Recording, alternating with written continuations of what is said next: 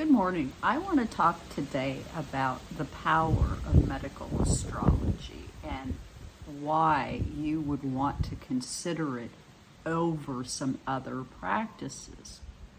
Now, in 1666 is when the discontinuation of astrology being the foundation for how medicine was practiced was taken out of play, and the pharmaceutical process then took over, and thus here we are, and we now practice medicine in such a way that we break you down into little tiny parts, and we expect the whole to work as a team, but yet we separate out the parts and don't consider the effects of how we treat the individual parts affecting the whole.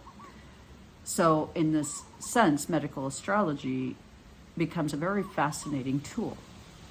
Now, how I started using medical astrology in every way was on myself. And I've had some significant medical issues in my life. I have an 8th house stellium in Placidus, or I have a Pisces Virgo axis on my nodes where there's a lot of loss and there's a lot of medical. And I mean, that right there is an indicator all of itself.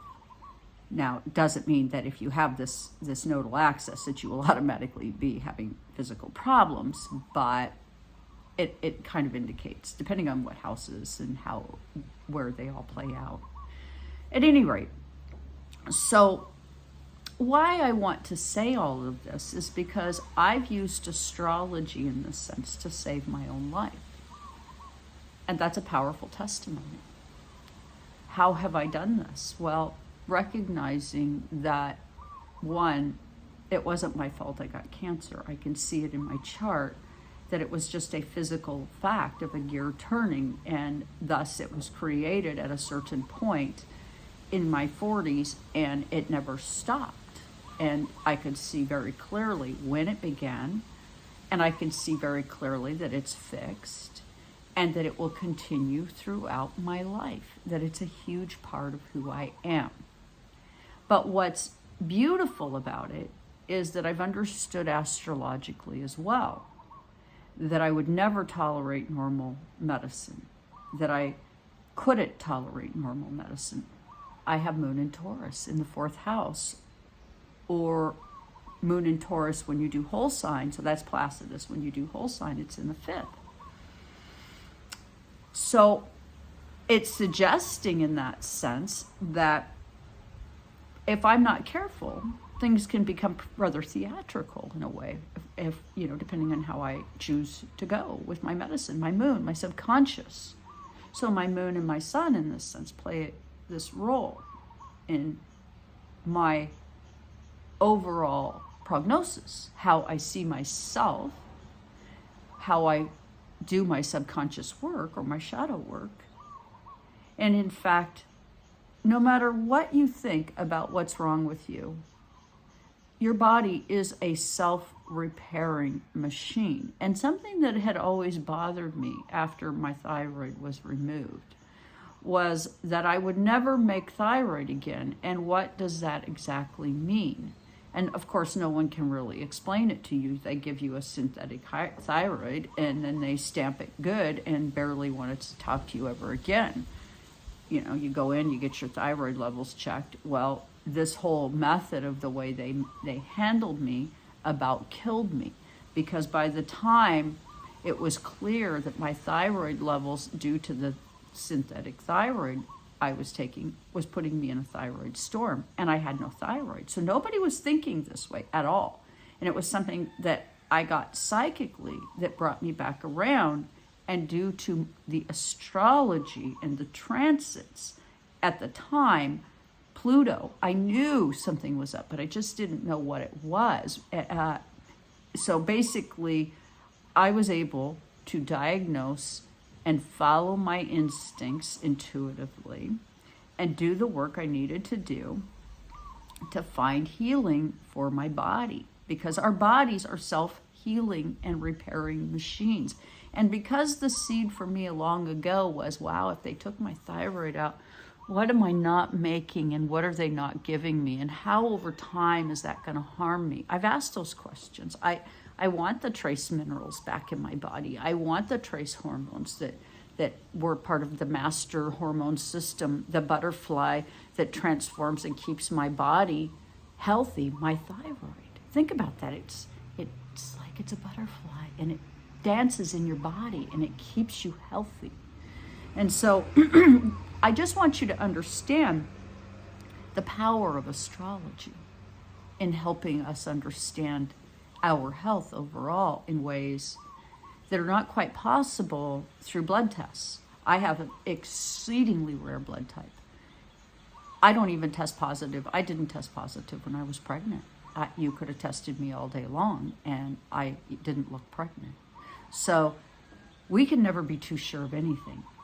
In modern medicine, unfortunately, has some real issues with getting it right, because they're practicing medicine on you as if you're little body parts, and you're not a whole body with a whole energy system with needs much beyond the physical, that you're needing things well into the various spiritual ranges as well. When we get sick, we are required, in the sense as I was, to really look at my whole setup, who I'm living with, my security versus my not security. What is it really all about? How does it really look to me? And it was frightening to me as this was unfolding, because I knew that I had to lose my spouse. I'm no longer in hospice. This was taken care of a week ago. My doctor and I discussed it, and we decided that I have really crawled myself out of a huge hole, and very quickly, by being honest with myself and losing things that no longer serve to make room for things that do serve. We're a combination of divine beings having a divine experience, and there are many answers for us, but we have to learn to seek and ask things. We've been told how to think, who we are, what we can and can't do, what's right and wrong, religious, so on and so forth, and we've really lost touch with what's true as a result of it.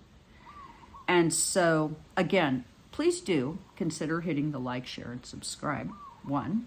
And 2, consider getting a reading. Myself and my co-reader, Farnoosh, are going to offer a special at this time for $300 for us as co-readers. So consider purchasing a reading for yourself, for family, for Christmas.